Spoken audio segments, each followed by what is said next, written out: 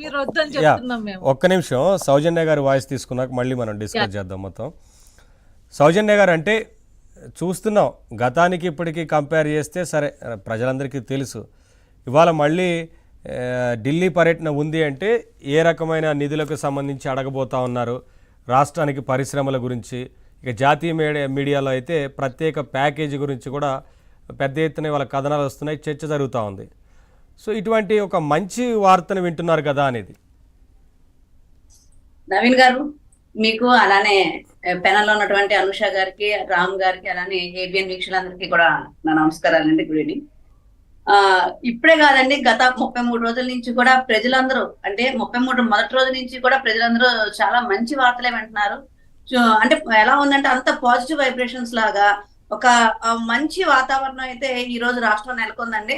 అంటే ఎలాంటి వాతావరణం అంటే చెత్త మీద పన్నేసే పరిస్థితి దగ్గర నుంచి చెత్త నుంచి సంపద సృష్టించవచ్చు, ఆ సంపదతో మన రాష్ట్రం సంవత్సరానికి 22,000 కోట్లు సంపాదించవచ్చు అనే స్థాయికి అంటే ఒక ఆలోచన విధానాన్ని తీసుకురానే వచ్చే పరిస్థితిలో ఉంది. అలాగే చంద్రబాబు నాయుడు గారి విషయానికి నిజంగా ఆయన ఈ వయసులో ఆయన చేసే ప్రయత్నాలు అవ్వచ్చు. అంటే ఒక చిన్న కుటుంబం, ఒక 4 సభ్యులున్న కుటుంబం పెద్ద ఎలా ఆలోచిస్తారో తన కుటుంబం కాపాడుకోవడం కోసం, తన కుటుంబానికి ఆర్థిక వనరులు ఎలా అయితే సమకూర్చాలని చెప్పని నిరంతరం పనిచేస్తారో సేమ్ అలానే చంద్రబాబు నాయుడు గారు కూడా ఎక్కడ అవకాశం ఉంటే రాష్ట్రానికి, ఎక్కడ రాష్ట్రానికి ఒక ఆదాయ వనరులు సమకూర్చే పరిస్థితి ఉంటే అక్కడ చంద్రబాబు నాయుడు గారు ఉంటున్నారండి.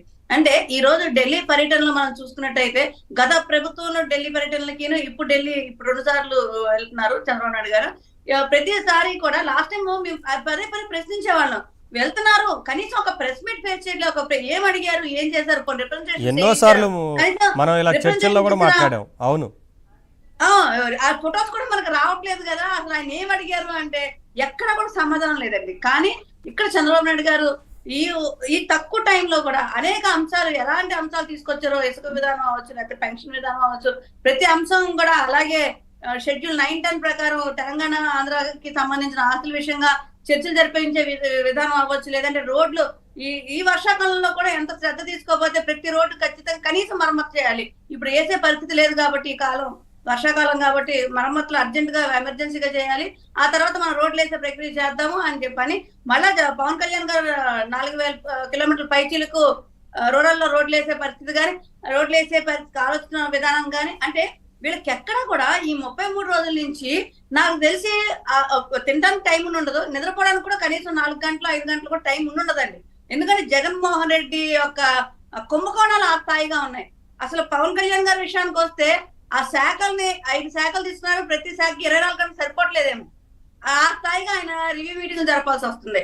అంటే అంత దారుణంగా అయితే దోసేసే పరిస్థితి. ప్రతి శాఖకి, ఏ శాఖ తీసుకున్న ఆ శాఖకు కూడా ప్రతి శాఖలో కూడా అనేక అన్యాయ అక్రమాలు చేశారు, నిధులు దుర్వినియోగం చేశారు. ఇవన్నీ శ్వేతపత్రాలు ఎప్పటికప్పుడు రిలీజ్ చేస్తుంటే ఆ యొక్క అనుకొండలాగా కనిపిస్తున్నాయి తప్ప ఎక్కడ కూడా నార్మల్ గా కనిపించట్లేదండి.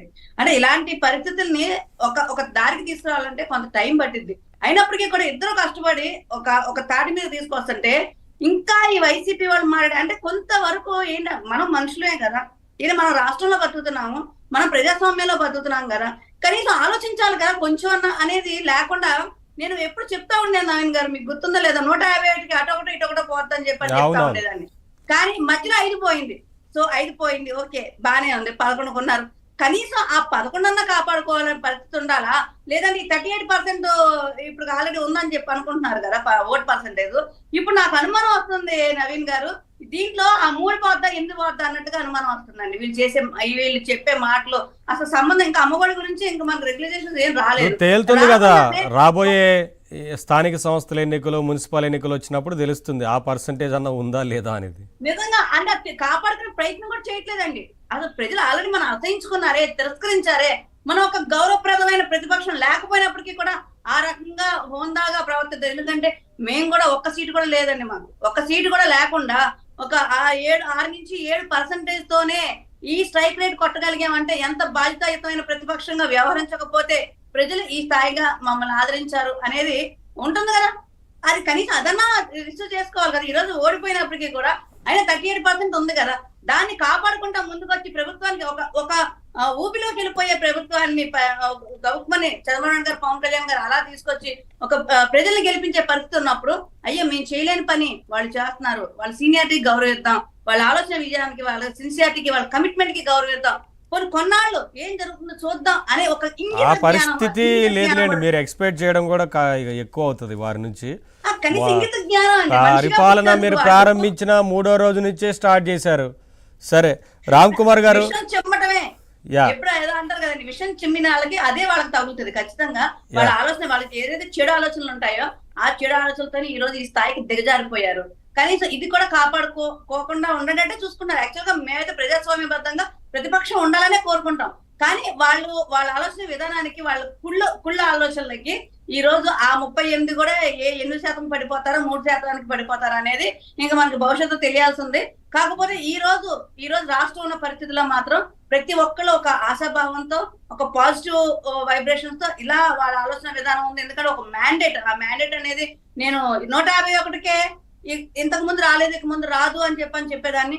కానీ ప్రజలు ఇంకా మీకు ఇది సరిపోదు, ఇంకా ఇస్తేనే ఇంకా బాగా పనిచేస్తారు మీరు అని చెప్పని 166 ఇవ్వడం జరిగింది. సో ఈ మ్యాండేట్ ప్లస్ మనకి ఎక్కడ చూసినా కూడా మెజార్టీస్ ఇంత స్థాయిగా ఇచ్చారంటే ప్రజలు ఏ రకంగా మనల్ని ఆదరించారు. సో ప్రజలందరూ కూడా ఏదో హోప్ పెట్టుకుంటున్నారో ఆ హోప్ కి ఎక్కడా కూడా తగ్గేదే లేదు అన్నట్టు చంద్రబాబు నాయుడు గారు అవ్వచ్చు, పవన్ కళ్యాణ్ గారు అవ్వచ్చు, వారి యొక్క పాత్రని పూర్తి స్థాయిగా నిర్విరామంగా వాళ్ళు పోషించడం జరుగుతుంది. దీంట్లో భాగంగానే ఈరోజు చంద్రబాబు నాయుడు గారు ఢిల్లీ పర్యటన, కంటిన్యూస్ గా విభజన అంశాలు, అలానే 9th షెడ్యూల్ ప్రకారం రావాల్సినవి, తెలంగాణ నుంచి రావాల్సినవి, అలానే ఆర్థిక పరిస్థితులు, అలానే ఇప్పుడు చాలా అంశాల మీద చెప్పని